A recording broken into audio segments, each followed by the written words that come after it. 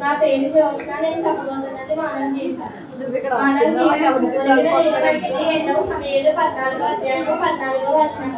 మానవ జీవితం యుగ దినముల వంటిది. యోగు 7వ అధ్యాయము 1వ వచనం. మానవ జీవితం నేటి గాని నాడే వంటిది. యోగు 7వ అధ్యాయము 6వ వచనం. మానవ జీవితం పరిగెత్తిన వంటిది. యోగు 8వ అధ్యాయము 8వ వచనము. కీర్తనలు 39వ అధ్యాయము 6వ వచనము.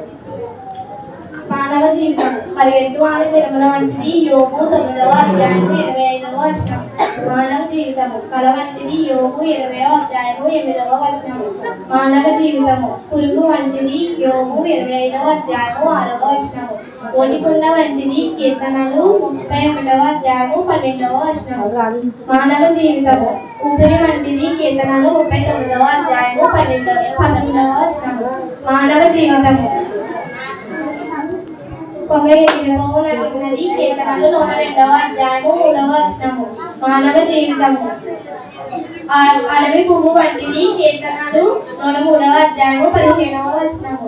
మానవ జీవితము గొర్రెల కాపరి గుడిసె వంటిది. యెషయా 38వ అధ్యాయము 12వ వచనము. మానవ జీవితము గడ్డి వంటిది. యెషయా 40వ అధ్యాయము 6వ వచనము.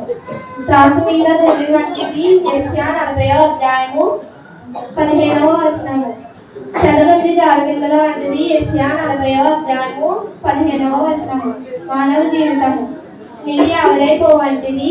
యాకోబు 4వ అధ్యాయము 14వ వచనం. Thank you.